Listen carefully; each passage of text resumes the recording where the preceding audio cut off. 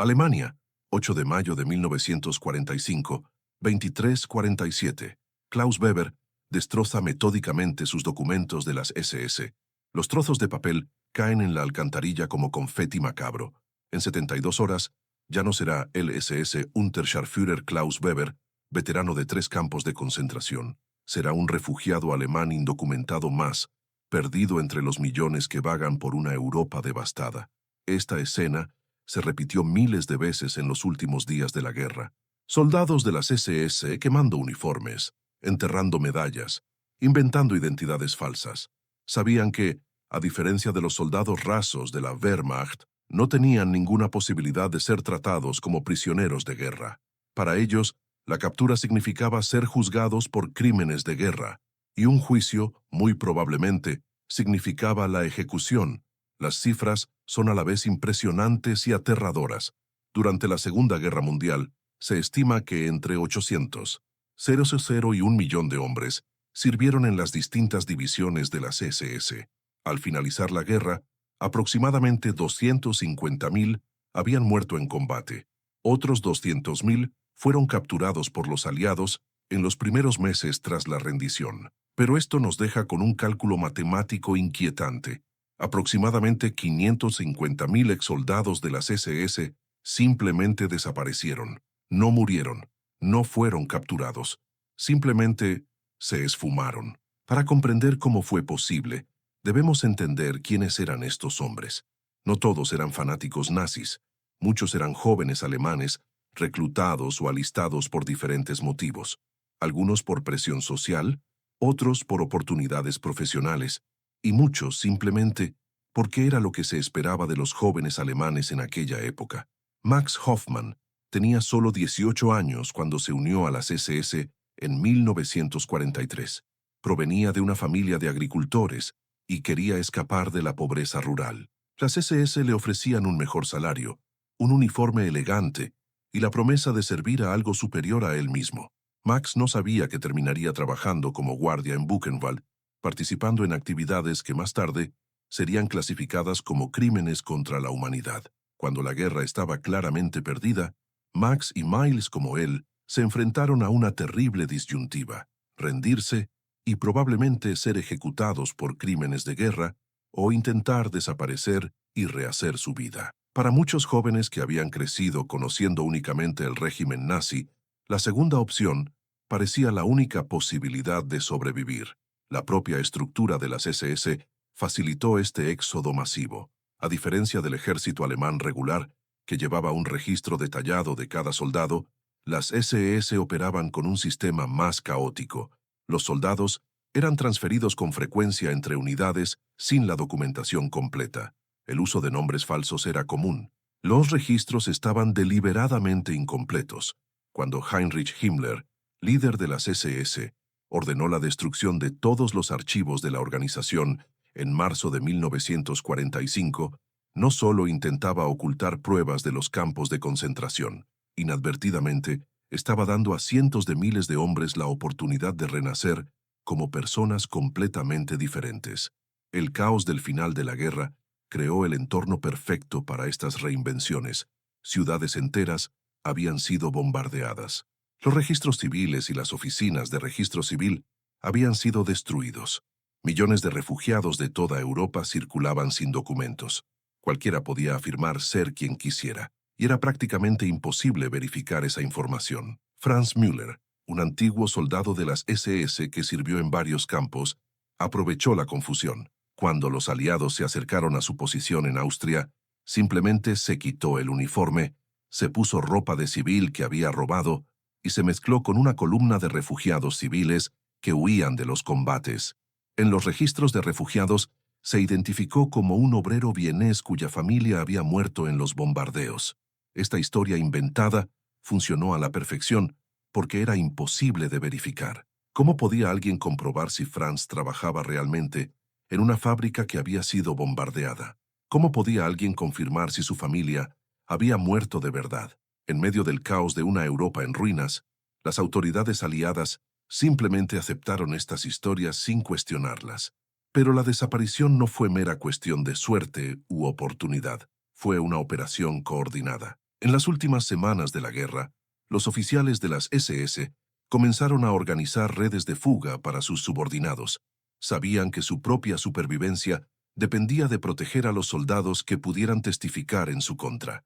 Documentos descubiertos décadas después revelaron la existencia de al menos 2 docenas de redes de evasión organizadas que operaban en territorio alemán y austríaco. Estas redes proporcionaban documentos falsos, dinero, ropa de civil y rutas seguras hacia territorios controlados por los aliados occidentales, donde las probabilidades de supervivencia eran mayores. La más famosa de estas redes fue la Ratline, organizada por sacerdotes católicos, que ayudó a miles de exnazis a escapar a Sudamérica. Pero existían muchas otras redes más pequeñas, algunas organizadas por antiguos oficiales de las SS, otras por simpatizantes civiles que ayudaban a soldados rasos a integrarse en la población alemana o austriaca. Lo que hace aún más inquietante esta historia es la facilidad con la que estos hombres se integraron en las sociedades que los acogieron. La Europa de posguerra necesitaba desesperadamente mano de obra para la reconstrucción. Los exsoldados de las SS eran, irónicamente, precisamente el tipo de trabajador que los países necesitaban: jóvenes, disciplinados y con experiencia en ingeniería, logística y organización. Muchos encontraron rápidamente empleo como mecánicos, ingenieros, agricultores o comerciantes.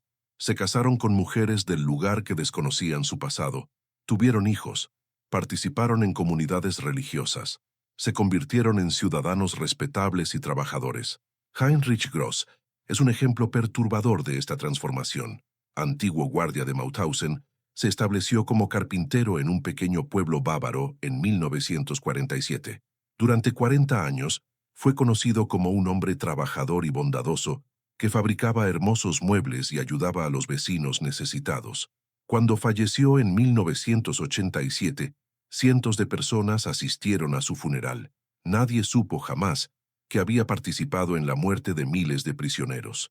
Esta capacidad de reinvención solo fue posible porque la propia sociedad alemana colaboró consciente o inconscientemente en el olvido. En la Alemania de posguerra, preguntar sobre el pasado de alguien se consideraba una descortesía. La atención se centraba en la reconstrucción, en el futuro, en seguir adelante. El pasado era un terreno peligroso que pocos se atrevían a explorar. Hoy, casi 80 años después, la gran mayoría de estos hombres han fallecido por causas naturales. Pero algunos podrían seguir vivos. Centenarios que guardan secretos que tal vez hayan olvidado o que aún conservan en sus mentes cada vez más frágiles. La cuestión ya no es encontrarlos para juzgarlos, sino comprender cómo fue posible que tantos simplemente desaparecieran y qué nos enseña esto sobre justicia, memoria y responsabilidad colectiva. Si quieres entender cómo fue posible que 500.000 de criminales de guerra desaparecieran sin dejar rastro, dale a me gusta a este vídeo, suscríbete al canal y activa las notificaciones. Esta es solo la primera parte de una historia que cambiará tu percepción de la justicia y la impunidad.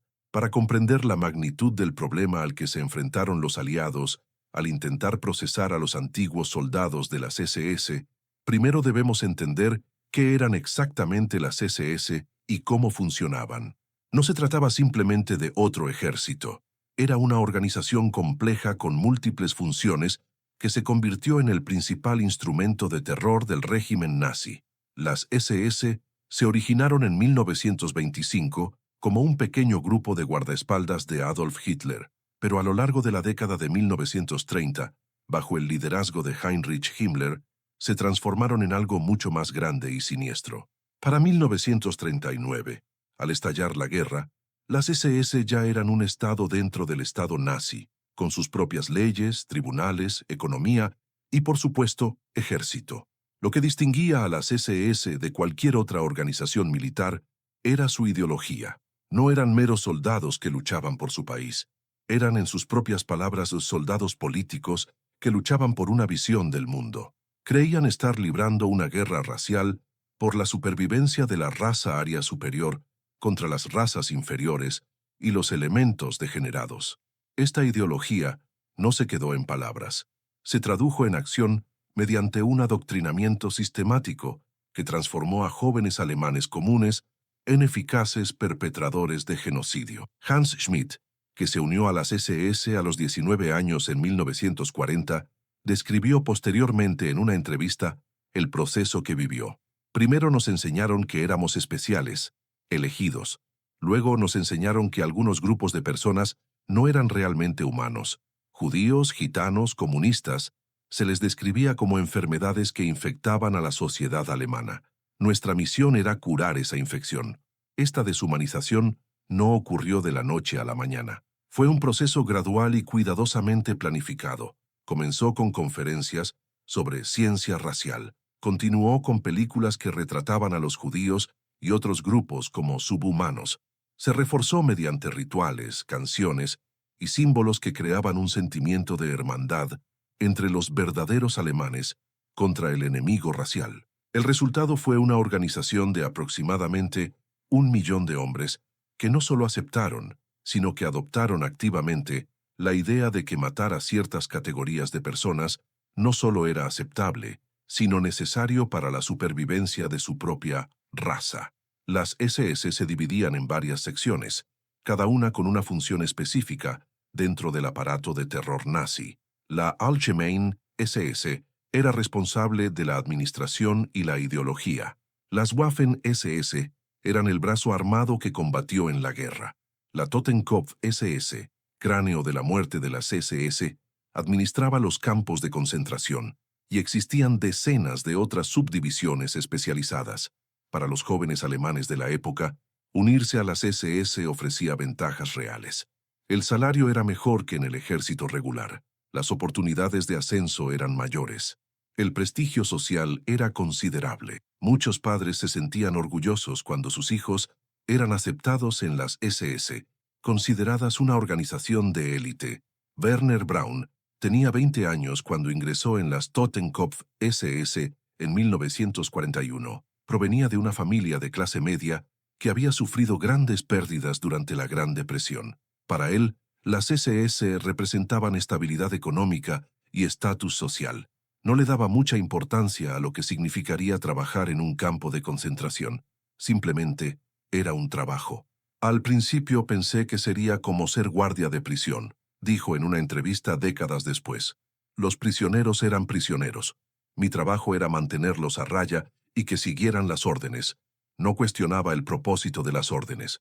Esta mentalidad de simplemente obedecer órdenes se convirtió en fundamental para el funcionamiento de todo el sistema.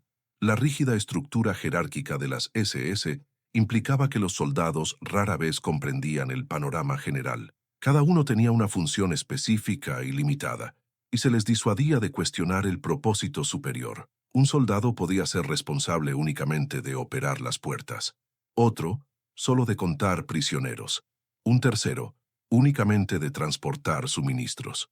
Individualmente, ninguno de estos roles parecía particularmente siniestro, pero en conjunto, permitieron el funcionamiento de una máquina de exterminio que mató a millones de personas. Esta compartimentación fue intencional. Los líderes nazis comprendieron que era más fácil obtener cooperación si los individuos no tenían que enfrentarse a la magnitud del horror que estaban ayudando a perpetrar. Un guardia que simplemente mantenía el orden podía dormir mejor por la noche que alguien que se veía a sí mismo como partícipe directo del genocidio. Pero la realidad era más compleja. Documentos y testimonios revelaron que muchos soldados de las SS sabían perfectamente lo que ocurría en los campos. Las ejecuciones masivas no eran ningún secreto. El olor de los crematorios era omnipresente. Los gritos de los prisioneros torturados resonaban por todo el complejo. Gustav Hoffmann sirvió como guardia en Auschwitz-Birkenau durante 2 años. Después de la guerra, al ser interrogado por los investigadores, admitió, por supuesto que sabíamos lo que estaba pasando. ¿Cómo no íbamos a saberlo? Pero ¿qué podíamos hacer? Éramos soldados, teníamos órdenes. Si desobedecíamos, nosotros mismos seríamos castigados. Esta justificación, solo seguíamos órdenes, se volvió tan común en los juicios de la posguerra que recibió un nombre, la defensa de Nuremberg, pero esconde una verdad más compleja sobre cómo la gente común se convierte en cómplice de atrocidades. Lo cierto es que muchos soldados de las SS tenían opciones, incluso dentro de la rígida estructura de la organización. Los documentos demuestran que los soldados que se negaban a participar en las ejecuciones generalmente no eran castigados con la muerte, sino simplemente reasignados a otras funciones. La presión para participar era principalmente social y psicológica, no física. Algunos soldados aprovecharon estas oportunidades para negarse. Friedrich Weber, un guardia de Dachau, solicitó un traslado tras presenciar sus primeras ejecuciones. Su solicitud fue aceptada y fue asignado a trabajar en logística, lejos del contacto directo con los prisioneros. Pero Weber fue una excepción. La mayoría optó por quedarse y seguir órdenes, incluso cuando éstas implicaban participar en actividades que ellos mismos consideraban moralmente cuestionables. ¿Por qué? Las respuestas son complejas e inquietantes. En primer lugar, existía la presión de grupo. Nadie quería parecer débil o desleal ante sus camaradas. En segundo lugar, se produjo una desensibilización gradual. Cuanto más tiempo pasaba alguien en el campamento, más normal le parecía todo. En tercer lugar, existían incentivos materiales. Los soldados que destacaban recibían mejores puestos y beneficios. Pero quizá el factor más importante fue la sensación de participar en algo históricamente significativo. La propaganda nazi convenció a muchos soldados de que participaban en una guerra racial que determinaría el futuro de la humanidad. Dentro de esta narrativa, participar en ejecuciones no era un asesinato, sino una forma de heroísmo. Rudolf Kessler, un exsoldado de las SS que sirvió en varios campos, explicó esta mentalidad décadas después. Creíamos que estábamos salvando a Europa, que los judíos eran una amenaza existencial para nuestra civilización. Dentro de esa lógica, lo que hacíamos no parecía incorrecto, parecía necesario. Esta mentalidad explica cómo jóvenes alemanes comunes y corrientes se convirtieron en participantes activos del genocidio. No eran psicópatas ni sádicos por naturaleza. Eran personas normales que fueron condicionadas gradualmente para aceptar y luego adoptar valores morales completamente distorsionados. Al terminar la guerra, estos hombres se enfrentaron a una realidad devastadora. Todo en lo que habían creído estaba en ruinas. El Reich, que se suponía que duraría 1000 años, solo había durado 12. Los líderes a quienes idolatraban estaban muertos o prófugos, y ellos mismos eran considerados criminales por el resto del mundo. Para muchos, la única opción psicológica viable era negar su propia responsabilidad, convencerse de que habían sido engañados, manipulados, obligados a hacer cosas en contra de su voluntad. Esta negación no era simplemente una estrategia legal para evitar el castigo, sino una estrategia psicológica para preservar su salud mental. Pero esta negación tuvo consecuencias que trascendieron con creces a los propios exsoldados de las SS. Permitió que cientos de miles de hombres que habían participado en el mayor crimen de la historia de la humanidad simplemente se integraran en la población civil, llevándose consigo sus secretos a nuevas vidas como ciudadanos aparentemente respetables. Cómo se transformaron los soldados comunes en la máquina de matar más eficiente de la historia. Comparte tu opinión sobre cómo las ideologías extremistas pueden corromper a la gente normal. Cuando la derrota alemana se hizo inevitable, algo extraordinario comenzó a suceder tras bambalinas del colapso nazi. Mientras las ciudades ardían y los ejércitos se rendían, se desarrollaba una operación secreta de proporciones impresionantes, la fuga organizada de cientos de miles de criminales de guerra. No se trató de una derrota caótica, sino de una operación coordinada, planificada con la misma eficiencia alemana que había caracterizado a la maquinaria bélica nazi. Y en el centro de esta operación se encontraba una de las falsificaciones más audaces de la historia, la Operación Bernhard. La Operación Bernhard comenzó en 1942 como un plan para desestabilizar la economía británica mediante la falsificación masiva de libras esterlinas. Prisioneros judíos con experiencia en imprenta y banca fueron obligados a trabajar en el campo de concentración de Sachsenhausen, produciendo billetes falsificados de tan alta calidad que eran prácticamente indistinguibles de los originales.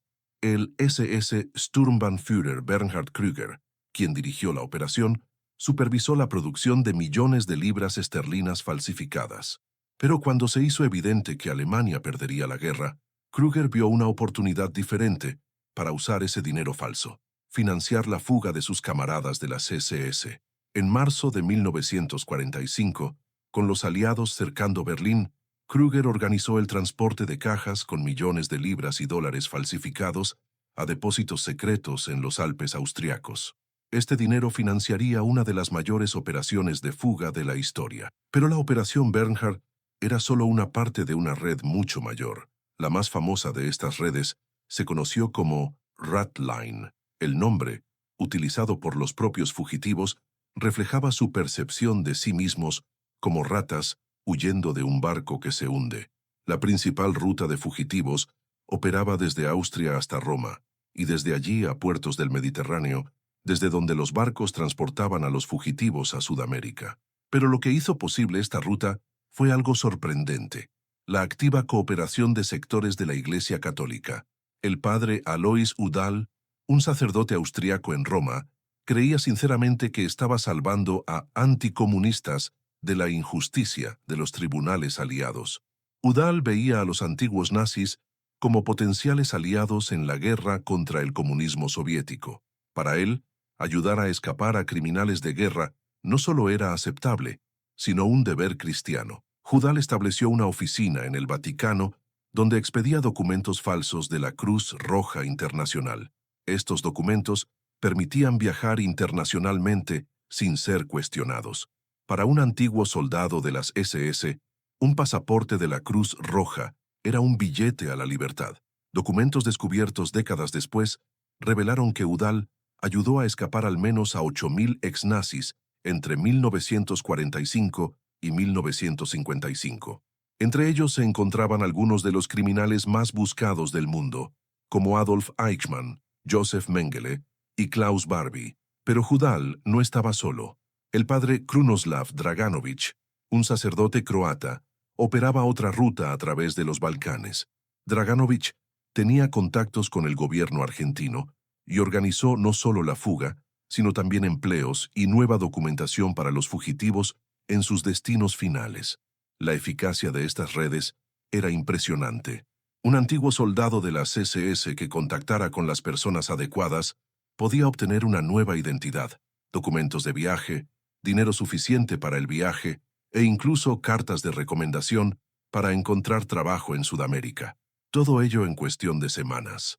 Franz Stangl, excomandante de Treblinka, utilizó la red Draganovich en 1951. Llegó a Brasil con un pasaporte sirio falso, cartas de recomendación y la promesa de un empleo en Volkswagen do Brasil. Durante 16 años, trabajó como un mecánico respetable hasta que fue descubierto y extraditado. Pero las redes eclesiásticas eran solo una parte de la operación. Antiguos oficiales de las SS crearon sus propias organizaciones clandestinas para ayudar a sus subordinados. La más conocida era Die Spinne, la araña, supuestamente dirigida por Otto Skorzeny, un famoso comandante de operaciones especiales. Die Spinne operaba mediante células aisladas dispersas por toda Europa. Cada célula solo conocía a sus contactos, inmediatamente superiores e inferiores en la jerarquía. Si se descubría una célula, no podía comprometer toda la red. Era una aplicación de los principios de seguridad que los propios nazis habían utilizado en la resistencia. Estas organizaciones no solo facilitaban las fugas, sino que también organizaban la vida después de la huida. Mantenían listas de empleadores comprensivos en Sudamérica, abogados que podían ayudar con la documentación legal, e incluso agencias matrimoniales que ponían en contacto a los fugitivos con mujeres locales para contraer matrimonio y legitimar su presencia en el país. Argentina se convirtió en el destino predilecto por razones tanto políticas como prácticas. Juan Perón, el presidente argentino, consideraba que la inmigración alemana era beneficiosa para el desarrollo del país. Su esposa, Eva Perón, supervisó personalmente la llegada de cientos de exnazis, proporcionándoles no solo documentos, sino también puestos en empresas estatales. Carlos Weber, un antiguo soldado de las SS que había servido en Mauthausen, llegó a Argentina en 1948 a través de la red Udall. Obtuvo documentos legales argentinos, un trabajo en la petrolera estatal e incluso un pequeño préstamo para comprar una casa. En 5 años, se casó con una argentina, tuvo 2 hijos y era considerado un ciudadano ejemplar. Brasil también se convirtió en un destino popular, especialmente para antiguos nazis con habilidades técnicas. El gobierno de Getúlio Vargas mantuvo una política similar a la de Argentina, considerando la inmigración alemana como una contribución a la modernización del país. Joseph Mengele, el ángel de la muerte de Auschwitz, utilizó la ruta brasileña en 1961. Llegó con documentos que lo identificaban como técnico agrícola y rápidamente encontró trabajo en granjas del interior de Sao Paulo. Durante 18 años, vivió como Hermann Huber, un alemán reservado pero trabajador al que nadie cuestionaba. Estas redes también operaban rutas hacia Oriente Medio. Siria y Egipto, países árabes hostiles a Israel, recibieron con los brazos abiertos a antiguos nazis que pudieran ayudar en sus fuerzas armadas o servicios de inteligencia. Alois Brunner, uno de los principales organizadores del Holocausto, trabajó para el gobierno sirio durante décadas, entrenando a agentes de seguridad en métodos de interrogatorio que había aprendido en los campos de concentración. Pero quizás el aspecto más inquietante de estas redes era su sofisticación financiera. Además del dinero de la Operación Bernhard, tenían acceso a oro robado a judíos, obras de arte saqueadas e incluso fondos de pensiones de las SS que habían sido transferidos secretamente a bancos suizos.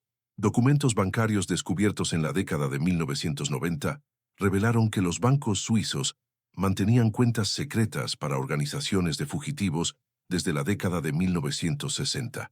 Estas cuentas financiaban no solo fugas individuales, sino también operaciones de rescate cuando se descubría a antiguos nazis y se enfrentaban a la extradición. La red más duradera fue Odessa, Organisation der ehemaligen SS Angehörigen, organización de exmiembros de las SS, que supuestamente continuó operando hasta la década de 1970.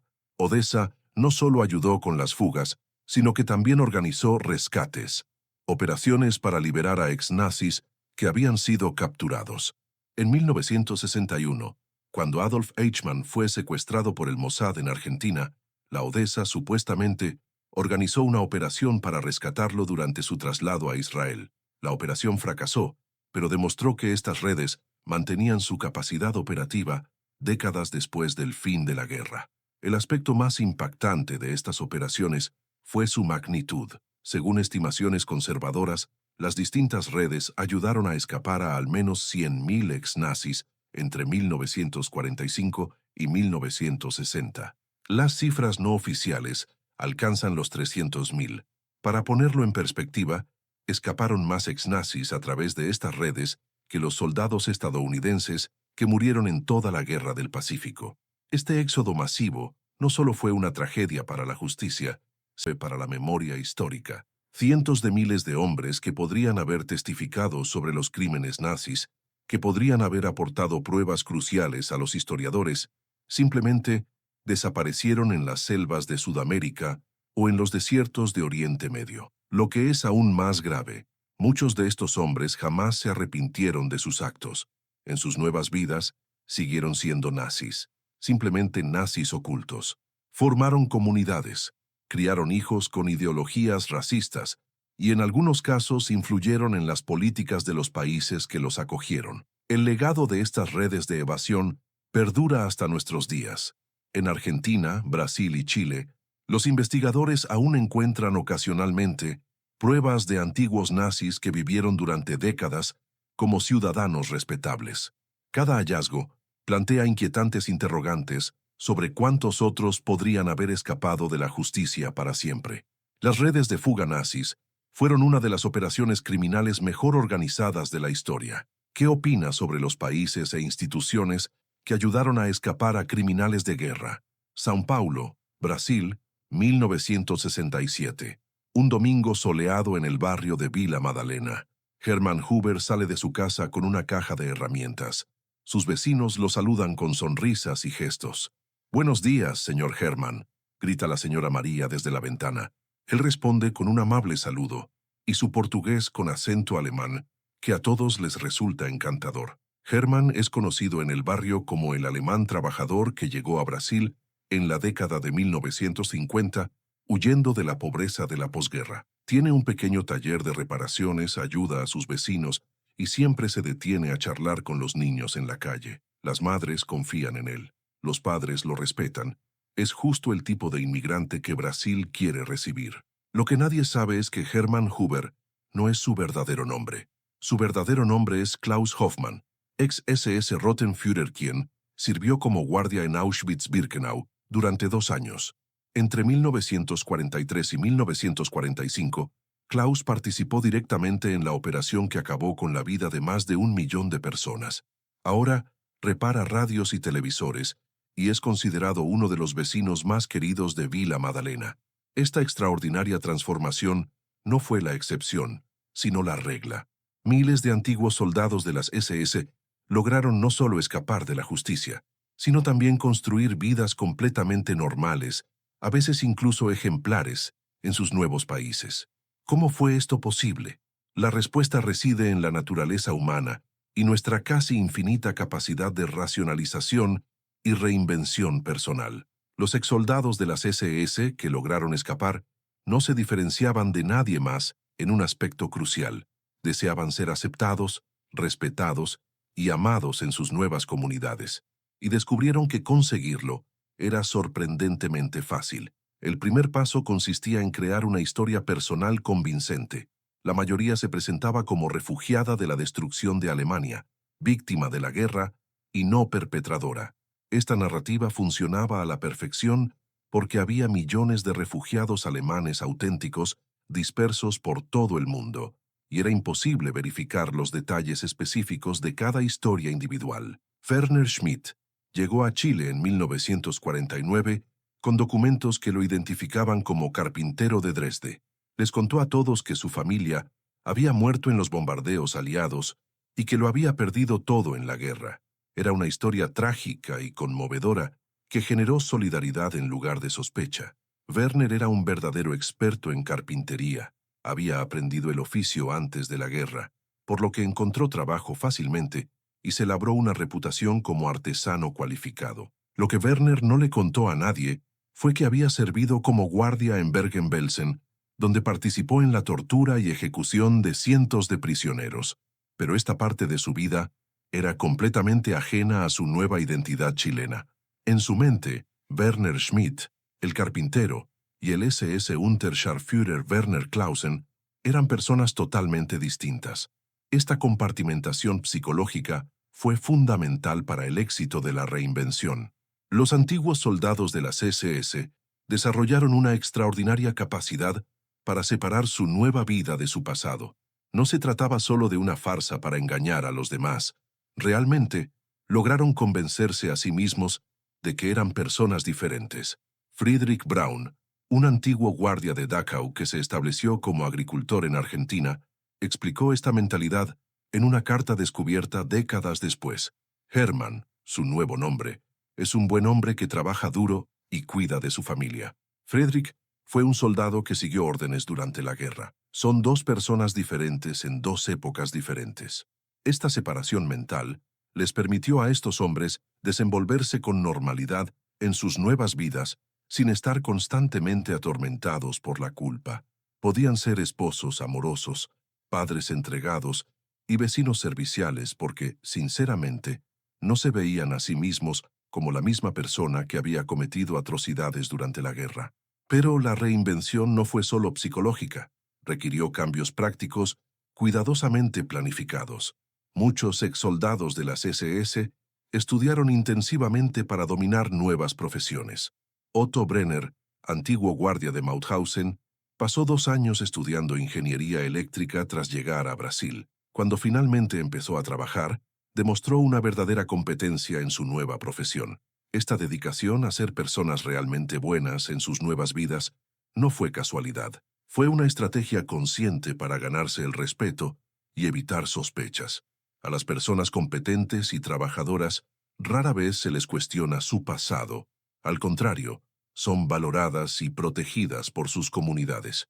Carlos Hoffmann llegó a Perú en 1951 y se convirtió en profesor de alemán en una escuela privada de Lima. Durante 30 años, fue uno de los profesores más queridos y respetados de la institución. Educó a cientos de estudiantes, participó en eventos comunitarios y fue considerado un modelo de inmigrante exitoso. Los alumnos de Carlos lo recuerdan como un profesor paciente, amable e inspirador, que siempre tenía tiempo para ayudar a quienes lo necesitaban. Algunos mantuvieron el contacto con él durante décadas, considerándolo una figura paterna. Lo que ninguno sabía era que Carlos había sido el responsable de seleccionar a niños judíos para su ejecución en Treblinka. Esta capacidad de ser genuinamente buenos en sus nuevas vidas, a la vez que cargan con horribles secretos del pasado, revela algo perturbador sobre la naturaleza humana. No somos consistentemente buenos ni malos. Somos capaces de una gran bondad y una gran maldad, a veces incluso simultáneamente. La integración de estos hombres en sus nuevas comunidades también se vio facilitada por el contexto histórico. En Sudamérica, durante las décadas de 1950 y 1960, los inmigrantes europeos eran generalmente bien recibidos y respetados. Se creía que traían consigo conocimiento, trabajo arduo y civilización. Hacer preguntas detalladas sobre el pasado de alguien se consideraba una descortesía. Además, muchos países sudamericanos tenían sus propios motivos para no investigar a fondo el pasado de los inmigrantes alemanes. Durante la Guerra Fría, los antiguos nazis con conocimientos sobre el comunismo o experiencia militar eran vistos como potencialmente útiles. Algunos gobiernos protegieron deliberadamente a estos inmigrantes. En Chile, el gobierno de Carlos Ibáñez del Campo reclutó activamente a exoficiales alemanes para entrenar a sus fuerzas armadas. En Brasil, Volkswagen empleó a cientos de alemanes en su fábrica de São Paulo, muchos de los cuales llegaron con documentación irregular. La Argentina de Perón fue aún más abierta, ofreciendo la ciudadanía inmediata a cualquier alemán dispuesto a trabajar en el desarrollo del país. Esta protección oficial implicaba que, incluso cuando existían sospechas sobre el pasado de alguien, rara vez se investigaba. Hans Meller trabajó como ingeniero en la petrolera estatal brasileña durante 25 años. Sus colegas a veces bromeaban diciendo que parecía demasiado nazi para ser inocente, pero nadie se tomaba en serio esas sospechas. En realidad, Hans había sido un oficial de las SS, responsable de ejecuciones masivas en Polonia. La vida familiar también desempeñó un papel crucial en la normalización de estos hombres. Casarse con mujeres de la localidad y tener hijos creó vínculos emocionales genuinos que ayudaron a consolidar sus nuevas identidades. Muchos se convirtieron en esposos devotos y padres cariñosos, lo que reforzó su autopercepción como personas fundamentalmente buenas. Rudolf Gross llegó a Brasil en 1953 y se casó con María, una brasileña de ascendencia italiana. Tuvieron 4 hijos, y Rudolf se convirtió en un padre entregado que nunca se perdía los partidos de fútbol ni las reuniones escolares de sus hijos. Sus hijos lo adoraban y lo veían como un ejemplo de integridad y dedicación. Lo que María y los niños desconocían era que Rudolf había participado en brutales experimentos médicos con prisioneros en Ravensbrück. Para ellos, era simplemente un padre cariñoso, que trabajaba como técnico en una empresa química y siempre tenía paciencia para ayudarles con los deberes. Esta duplicidad familiar fue quizás el aspecto psicológicamente más complejo de sus vidas dobles. Estos hombres fueron capaces de amar genuinamente a sus familias mientras guardaban secretos que, de ser revelados, destruirían todo lo que habían construido. Algunos psicólogos sugieren que el amor por sus nuevas familias les ayudó a reprimir los recuerdos de sus crímenes pasados. La participación en actividades religiosas también era común. Muchos exsoldados de las SS se convirtieron en miembros activos de las iglesias en sus nuevas comunidades. Asistían a misa, participaban en festivales religiosos y algunos incluso asumieron puestos de liderazgo en las congregaciones. Gustav Zimmer se convirtió en diácono de una iglesia luterana en Porto Alegre. Durante 20 años, ayudó a organizar eventos benéficos, visitó a los enfermos en el hospital y fue conocido por su piedad y dedicación. Sus compañeros de la iglesia lo veían como un ejemplo de fe cristiana. Gustav Había sido guardia en Sobibor, donde participó en el exterminio de más de 200.000 personas. Esta participación religiosa no era necesariamente hipócrita. Muchos de estos hombres desarrollaron una fe genuina que les ayudó a sobrellevar la culpa por sus actos pasados. La doctrina cristiana del perdón les ofrecía un marco psicológico para aceptar que incluso los grandes pecados podían ser perdonados mediante el arrepentimiento. Pero este enfoque presentaba un problema. El arrepentimiento genuino requería confesión y un intento de reparación. La mayoría de estos hombres jamás confesaron sus crímenes ni intentaron compensar a sus víctimas.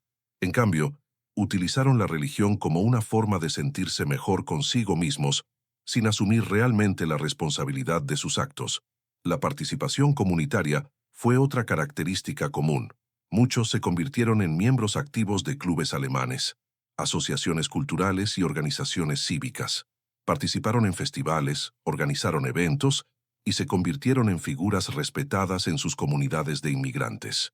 Wilhelm Brandt se convirtió en presidente del Club Alemán de Curitiba. Organizó las celebraciones del Oktoberfest, coordinó programas culturales y fue conocido como un embajador informal de la cultura alemana en Brasil. Era muy querido tanto por la comunidad alemana como por los brasileños que participaban en los eventos del club. Lo que los miembros del club ignoraban era que Wilhelm había sido el responsable de entrenar a los nuevos guardias de Buchenwald, enseñándoles métodos eficaces de tortura y ejecución. Para ellos, simplemente era un líder comunitario entregado que preservaba las tradiciones alemanas positivas. Esta capacidad de mantener una doble vida durante décadas demuestra algo profundo sobre la compartimentación psicológica. El cerebro humano es capaz de crear separaciones casi completas entre diferentes aspectos de la experiencia. Para estos hombres, sus vidas en Sudamérica eran auténticas. Realmente, eran las buenas personas que aparentaban ser en sus nuevos entornos. Pero esta adaptabilidad también revela algo inquietante sobre la moralidad. Si personas capaces de grandes maldades pueden llegar a ser genuinamente buenas en distintas circunstancias, puede ser más contextual y maleable de lo que nos gustaría creer. No somos intrínsecamente buenos ni malos. Nos moldean las situaciones en las que nos encontramos. ¿Cómo es posible que asesinos se convirtieran en vecinos ejemplares? ¿Te asusta esta capacidad de reinvención humana o te ofrece esperanza de cambio? Viena, 1961. Un hombre de mediana edad camina lentamente por una calle concurrida, observando cada rostro que pasa. Sus ojos entrenados buscan algo que la mayoría de la gente no reconocería, señales sutiles de que alguien podría no ser quien dice ser. Este hombre es Simon Wiesenthal, y ha dedicado su vida entera a una misión aparentemente imposible: encontrar a los nazis desaparecidos tras la guerra. Sobreviviente de varios campos de concentración, Wiesenthal perdió a 89 familiares en el Holocausto. Para él, la búsqueda de justicia no es solo un trabajo, sino una obsesión personal que define cada día de su vida. Wiesenthal comenzó su misión en 1947, cuando la mayor parte del mundo estaba más interesada en la reconstrucción que en los juicios. Trabajando desde una pequeña oficina en Viena, con recursos limitados y sin apoyo oficial, comenzó a recopilar información sobre criminales de guerra nazis que habían escapado. Su método era meticuloso y casi científico. Wiesenthal recopilaba fotografías, documentos, testimonios y cualquier prueba que pudiera ayudar a identificar y localizar a los fugitivos. Creó archivos detallados sobre miles de antiguos nazis, siguiendo pistas a lo largo de décadas y continentes. El primer gran éxito de Wiesenthal se produjo en 1960, cuando su inteligencia condujo a la captura de Adolf Eichmann en Argentina. Pero Eichmann era un objetivo de gran repercusión. El verdadero desafío radicaba en los miles de soldados rasos de las SS que se habían infiltrado entre la población civil. Por cada Eichmann que encontramos, dijo Wiesenthal, hay 1000 soldados rasos que participaron en los mismos crímenes y permanecen libres. Son más difíciles de encontrar porque nadie conoce sus nombres, pero no son menos culpables. La tarea a la que se enfrentaba Wiesenthal era prácticamente imposible. ¿Cómo podía encontrar a personas que habían cambiado de nombre, se habían mudado a distintos países y habían pasado décadas construyendo identidades falsas? ¿Cómo podía probar que alguien que ahora era un respetable empresario en Brasil había sido un guardia asesino en Auschwitz? Wiesenthal desarrolló métodos innovadores para resolver estos problemas. En primer lugar, creó una red internacional de contactos: supervivientes del Holocausto, periodistas de investigación, funcionarios gubernamentales y ciudadanos dispuestos a ayudar. Esta red se convirtió en sus ojos y oídos en todo el mundo. En segundo lugar, Wiesenthal comprendió que la mayoría de los fugitivos no podían resistirse por completo a mantener ciertos vínculos con su pasado. Se casaron con mujeres alemanas o austriacas, frecuentaban clubes alemanes, mantuvieron el contacto con otros inmigrantes alemanes. Estos vínculos crearon patrones que podían rastrearse. Un caso ejemplar fue el de Franz Stangl, excomandante de Treblinka. Wiesenthal pasó años siguiendo pistas poco claras sobre un alemán que trabajaba en Volkswagen en Brasil. Gracias a sus contactos en la comunidad alemana de São Paulo, descubrió que este hombre se carteaba regularmente con familiares en Austria.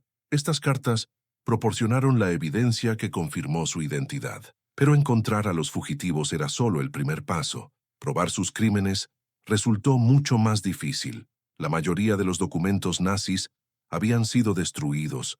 Muchos testigos habían muerto. Los propios fugitivos negaron cualquier participación en las atrocidades. Wiesenthal desarrolló técnicas sofisticadas para superar estos obstáculos. Estudió meticulosamente los archivos militares alemanes que sobrevivieron a la guerra, cotejando la información sobre las unidades de las SS con relatos de crímenes específicos. Creó cronologías detalladas que podían contradecir las versiones de los fugitivos. Un ejemplo fue el caso de Gustav Wagner, ex subcomandante de Sobibor. Wagner afirmó haber desempeñado únicamente funciones administrativas durante la guerra. Sin embargo, Wiesenthal halló documentos que demostraban su presencia en ejecuciones masivas específicas. Ante estas pruebas, Wagner cambió su versión varias veces, contradiciéndose y revelando un conocimiento detallado de los campos que un simple administrador no habría tenido. Wiesenthal también empleó métodos psicológicos. Comprendía que muchos exnazis sentían una culpa genuina por sus actos, aunque públicamente negaran su responsabilidad. Mediante entrevistas meticulosas, a veces lograba que admitieran detalles incriminatorios. Karl Silberbauer, el policía que detuvo a Anna Frank, fue localizado por Wiesenthal en 1963. Durante el interrogatorio, Silberbauer negó inicialmente conocer a Anna Frank, pero cuando Wiesenthal mencionó detalles específicos sobre la detención, Silberbauer fue admitiendo gradualmente más y más información, hasta que finalmente confesó su participación.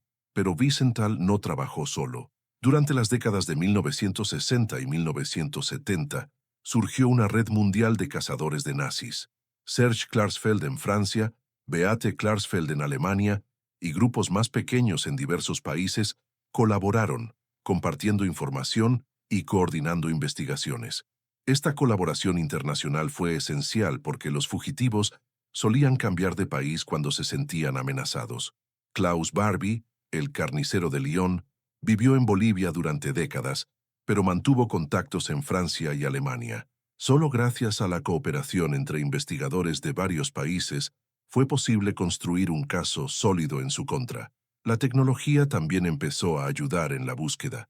Durante la década de 1970, las computadoras permitieron a los investigadores cotejar enormes cantidades de datos de maneras que habrían sido imposibles manualmente. Las listas de pasajeros de barcos, los registros de inmigración y los documentos de naturalización podían analizarse para identificar patrones sospechosos. Un avance significativo se produjo con el desarrollo de técnicas de análisis grafológico. Muchos exnazis habían cambiado de nombre, pero no podían cambiar por completo su caligrafía. Los expertos pudieron comparar las firmas en documentos de guerra con las firmas en documentos civiles posteriores, identificando coincidencias. El caso de John Demjanjuk ilustra el funcionamiento de estas técnicas. Demjanjuk, que vivía en Estados Unidos y trabajaba en una fábrica, fue identificado como posible guardia de Treblinka mediante el análisis de un documento de identidad soviético de la década de 1940. Los expertos compararon la fotografía del documento con fotos de la época y el análisis caligráfico confirmó que había firmado documentos como guardia del campo. Pero la labor de los cazadores de nazis se topó con enormes obstáculos. Muchos gobiernos no estaban interesados en cooperar. La Guerra Fría creó prioridades políticas que a menudo hacían que los antiguos nazis fueran más valiosos como aliados anticomunistas que como criminales de guerra a los que procesar. En Estados Unidos, la CIA reclutó a cientos de exnazis para operaciones de inteligencia contra la Unión Soviética. Estos hombres recibieron protección oficial que los hacía prácticamente intocables para los investigadores civiles. Wiesenthal identificó con frecuencia a criminales de guerra que vivían en Estados Unidos, solo para descubrir que estaban protegidos por agencias de seguridad nacional. La situación en Sudamérica era aún más frustrante. Países como Argentina, Brasil y Chile se negaban con frecuencia a extraditar a antiguos nazis, alegando que se habían convertido en ciudadanos respetables que contribuían a la sociedad. Incluso cuando se presentaban pruebas claras de crímenes de guerra, las autoridades locales solían encontrar pretextos técnicos para evitar la extradición. Gustav Wagner fue hallado por Wiesenthal en Brasil en 1978. Las pruebas documentales demostraron claramente que había sido el segundo al mando de Sobibor y que había participado en el exterminio de más de 200.000 personas. Sin embargo, Wagner se había naturalizado brasileño y la ley brasileña prohibía la extradición de sus ciudadanos. Vivió 2 años más en libertad antes de morir, posiblemente por suicidio. Aún más frustrantes fueron los casos en los que se localizaba a fugitivos, pero estos fallecían antes de poder ser llevados ante la justicia. Josef Mengele, el ángel de la muerte de Auschwitz, fue localizado por investigadores en Brasil en la década de 1970. Sin embargo, murió en 1979, antes de que se pudiera emprender ninguna acción legal. Décadas de investigación solo lograron confirmar que uno de los peores criminales de guerra de la historia había muerto impune. A pesar de estos obstáculos, la labor de los cazadores de nazis tuvo un impacto significativo. Cientos de antiguos nazis fueron finalmente juzgados, deportados o al menos expuestos públicamente. Y lo que es más importante, su perseverancia mantuvo viva la cuestión de la justicia para los crímenes del Holocausto en la conciencia pública. Wiesenthal comprendió que su trabajo trascendía la justicia individual. Se trataba de enviar un mensaje a las futuras generaciones. Los crímenes contra la humanidad no se olvidarán. No importa cuánto tiempo pase, no importa dónde se escondan los criminales, siempre habrá personas dedicadas a buscar justicia. Es mejor que haya justicia tardía a que no haya justicia en absoluto, dijo Wiesenthal. Y para las víctimas que ya no pueden hablar por sí mismas, nuestra lucha es la única voz que les queda. Su trabajo también tuvo un inmenso valor educativo. Cada caso que Wiesenthal investigó reveló más detalles sobre cómo se llevó a cabo el Holocausto. Sus investigaciones ayudaron a los historiadores a comprender mejor la estructura y el funcionamiento de los campos de concentración, y cómo personas comunes y corrientes se convirtieron en partícipes del genocidio. Pero quizá el legado más importante de los cazadores de nazis sea la lección sobre la perseverancia moral. Wiesenthal y sus colaboradores demostraron que las personas decididas pueden marcar la diferencia incluso ante la adversidad más extrema. Demostraron que la búsqueda de la justicia merece la pena, incluso cuando el éxito parece improbable. Hoy, con la muerte de Wiesenthal en 2005 y el fin natural de la era de los cazadores de nazis, simplemente porque casi todos los fugitivos ya han muerto, su trabajo continúa a través de organizaciones como el Centro Simon Wiesenthal, que aplica los mismos métodos para localizar a criminales de guerra contemporáneos. La pregunta que persiste es, ¿cuántos exsoldados de las SS murieron sin ser encontrados jamás? Wiesenthal estimó que solo el 10% de los criminales de guerra nazis fueron llevados ante la justicia. Esto significa que el 90% escapó a la justicia terrenal, pero su incansable búsqueda garantizó que al menos algunos enfrentaran las consecuencias de sus actos y que el mundo jamás olvidara por completo los crímenes que cometieron. Simon Wiesenthal dedicó 60 años de su vida a la búsqueda de justicia. ¿Crees que vale la pena perseguir a criminales décadas después de sus delitos? Comparte tu opinión sobre la justicia tardía. Porto Alegre, 1955. El barco Cabo de Hornos atraca en el puerto con otro grupo de inmigrantes europeos.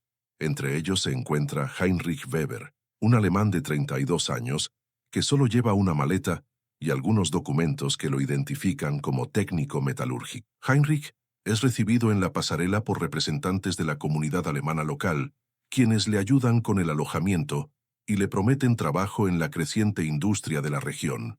Lo que nadie sabe es que Heinrich Weber no es realmente Heinrich Weber. Su verdadero nombre es SS Unterscharführer Franz Kellner, un veterano de 3 campos de concentración que pasó los últimos 10 años escondido en Austria, trabajando como obrero y ahorrando dinero para un billete a Sudamérica. Para Heinrich Franz, Brasil representa no solo una huida de la justicia, sino una auténtica oportunidad para empezar de cero. Y no está solo. Miles de exsoldados de las SS han seguido el mismo camino, convirtiendo a países como Brasil, Argentina y Chile en refugios involuntarios para algunos de los peores criminales de guerra de la historia. La elección de Sudamérica como destino no fue casual. Estos países, una combinación única de factores que los hacían ideales para los exnazis que huían, gobiernos comprensivos, economías en crecimiento que necesitaban mano de obra cualificada, grandes comunidades alemanas ya establecidas y, fundamentalmente, sistemas legales que rara vez cuestionaban el pasado de los inmigrantes. En Brasil, el gobierno de Getúlio Vargas mantuvo una política deliberadamente permisiva con respecto a la inmigración alemana. Documentos diplomáticos revelados décadas después demostraron que las autoridades brasileñas sabían que muchos inmigrantes alemanes tenían antecedentes cuestionables, pero hicieron la vista gorda a cambio de conocimientos técnicos e inversiones. El Consulado de Brasil en Roma, punto de partida para muchos refugiados que utilizaban la ruta de las ratas, tramitaba cientos de solicitudes de visa mensualmente sin controles de antecedentes rigurosos. Un documento falso de la Cruz Roja solía ser suficiente para garantizar la entrada al país.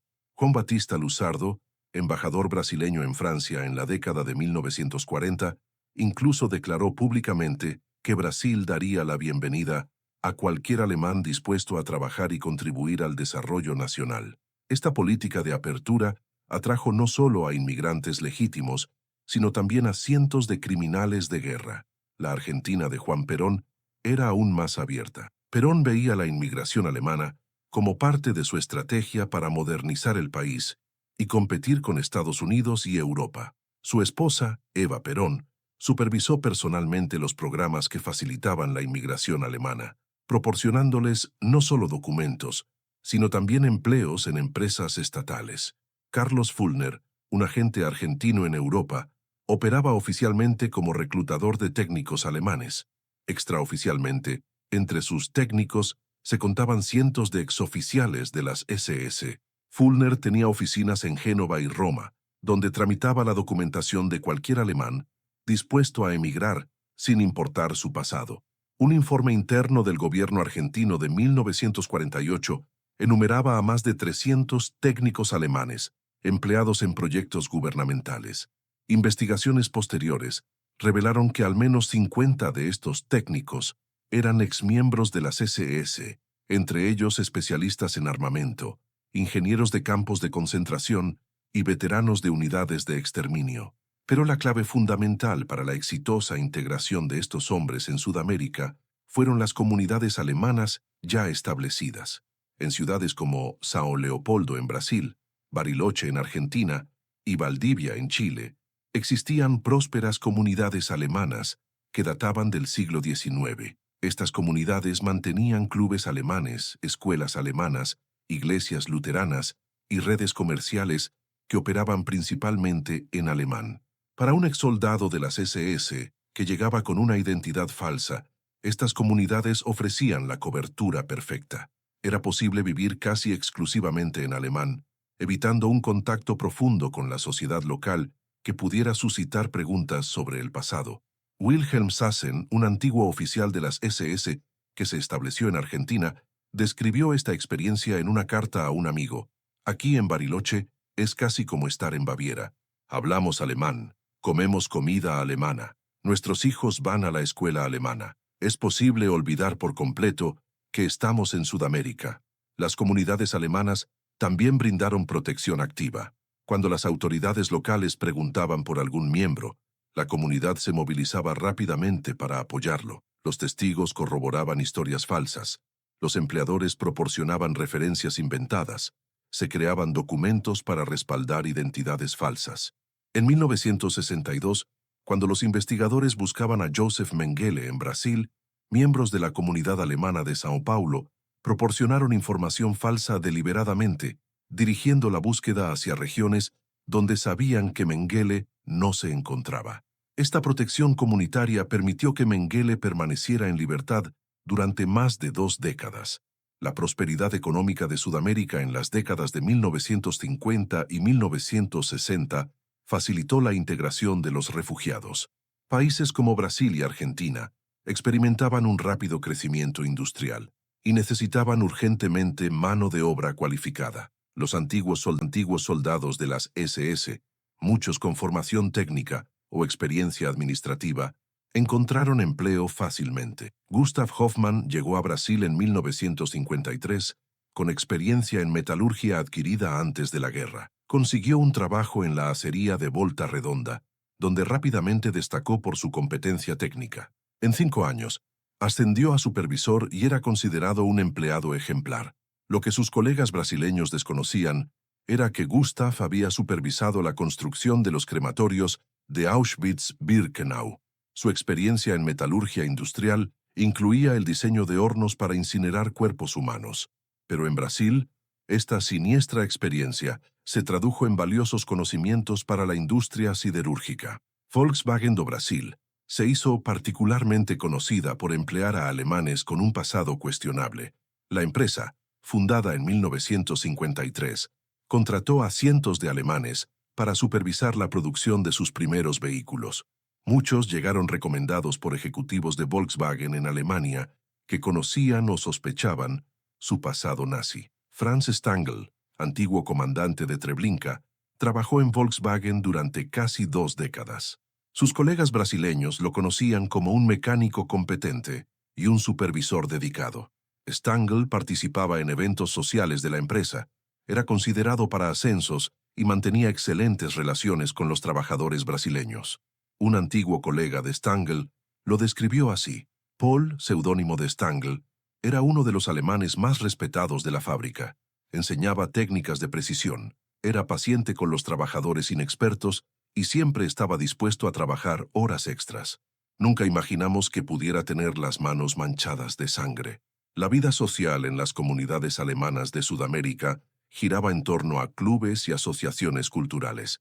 Las fiestas de la cerveza, los festivales de música alemana y las celebraciones tradicionales creaban un entorno donde los antiguos nazis podían socializar sin temor a ser descubiertos. Muchos se conocieron en estos eventos y formaron redes de apoyo mutuo. El Club Alemán de Porto Alegre, fundado en el siglo XIX, se convirtió en punto de encuentro para decenas de exsoldados de las SS que se asentaron en la región. Documentos del club revelaron que al menos 15 de sus miembros más activos, en la década de 1950, fueron posteriormente identificados como criminales de guerra. Estos hombres se convirtieron en pilares de las comunidades alemanas. Organizaron eventos culturales, contribuyeron económicamente a las escuelas alemanas y participaron en actividades benéficas. Para los observadores externos, eran ejemplos perfectos de inmigrantes exitosos que preservaron su herencia cultural al tiempo que contribuían a sus nuevos países. Heinrich Müller, nombre ficticio, fue presidente del Club Alemán de Blumenau en la década de 1960. Organizó conciertos de música clásica, coordinó intercambios estudiantiles con Alemania y fue conocido por su generosidad con las familias alemanas necesitadas. A su muerte en 1987, cientos de personas asistieron a su funeral. Lo que los dolientes ignoraban era que Heinrich había sido el responsable de seleccionar a los prisioneros para su ejecución en Buchenwald. Su generosidad hacia las familias alemanas contrastaba drásticamente con la crueldad que había mostrado anteriormente hacia las familias judías. Pero, en la mente de Heinrich, eran personas completamente distintas. Los matrimonios con mujeres locales fueron cruciales para la plena integración. Las esposas brasileñas, argentinas o chilenas no solo brindaban protección social, sino también auténticos lazos emocionales que ayudaron a consolidar nuevas identidades. Muchos exsoldados de las SS se convirtieron en esposos devotos y padres amorosos. María Santos se casó con Roberto Müller en Sao Paulo en 1958. Para ella, Roberto era un alemán trabajador que había perdido a su familia en la guerra y había llegado a Brasil en busca de una nueva oportunidad. Tuvieron 3 hijos, y Roberto se convirtió en un padre entregado que nunca se perdía los partidos de fútbol ni las reuniones escolares de sus hijos. María descubrió la verdadera identidad de su marido en 1985, cuando unos investigadores alemanes llamaron a su puerta. Roberto era en realidad Klaus Hoffmann, un antiguo guardia de Dachau. La revelación destrozó a la familia. María se divorció de él inmediatamente, y los hijos rompieron todo contacto con su padre. «Viví 27 años casada con un desconocido», dijo María años después. «El hombre al que amaba, que era el padre de mis hijos, nunca existió. Todo fue una mentira». La crianza de los hijos planteó complejos dilemas a los fugitivos. ¿Cómo podían inculcarles valores morales cuando su propio pasado contradecía cualquier lección sobre el bien y el mal? Muchos resolvieron este dilema mediante la compartimentación total. Su vida en Sudamérica estaba completamente separada de su pasado en Europa. Carlos Hoffmann, hijo de un exsoldado de las SS que se estableció en Chile, creció escuchando historias sobre cómo su padre había luchado valientemente en la guerra antes de perderlo todo y llegar a Sudamérica. Solo a los 40 años, cuando periodistas de investigación revelaron la verdadera identidad de su padre, Carlos descubrió que había crecido admirando a un criminal de guerra. «Mi padre me enseñó la honestidad, el trabajo duro y a tratar a todos con respeto», dijo Carlos.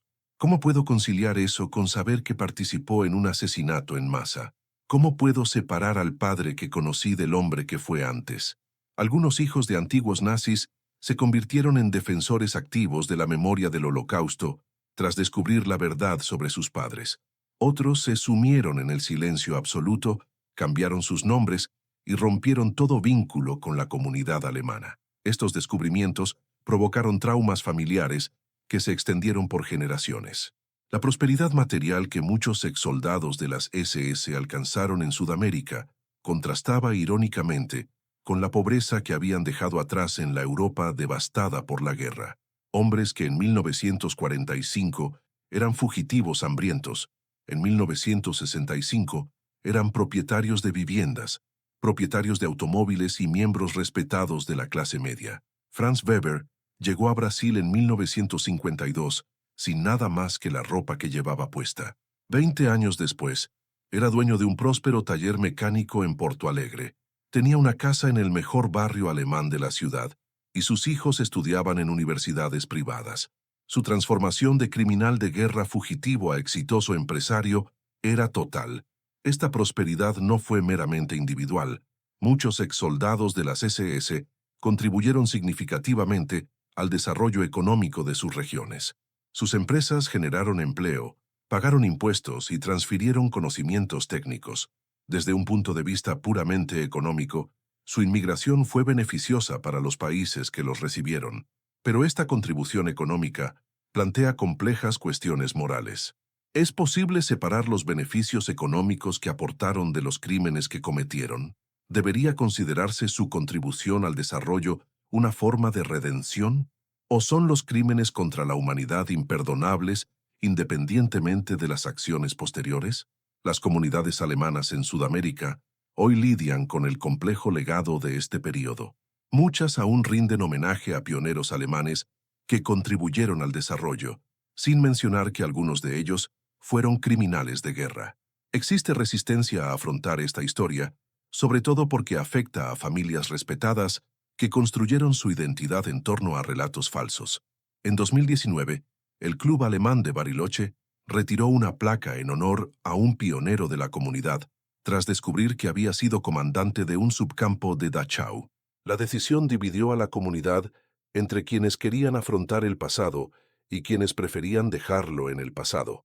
Esta tensión entre memoria y olvido, entre justicia y reconciliación, sigue definiendo cómo las comunidades alemanas en Sudamérica lidian con su legado nazi. Para los miles de exsoldados de las SS que encontraron refugio en estos países, Sudamérica no solo les ofreció escapar de la justicia, sino una verdadera oportunidad para transformarse.